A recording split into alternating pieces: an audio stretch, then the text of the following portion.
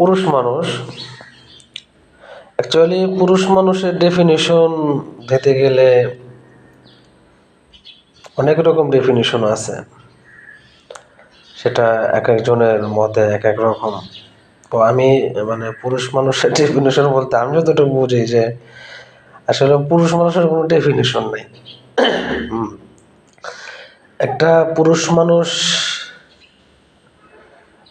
আপনার জন্মই হয় হচ্ছে আপনার অন্যের কাজ করার জন্যে, অন্যের গোলামি করার জন্যে।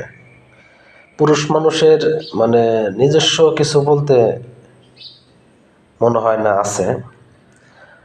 আপনার পুরুষ মানুষের বাক স্বাধীনতা বলেন, অনেক কিছু বলেন, অনেকেই বলে, হ্যাঁ, যে পুরুষ মানুষ এই, পুরুষ মানুষ সেই, আমি যদি পুরুষ মানুষ হতে পারতাম, অনেকেই বলে, মহিলা বলে।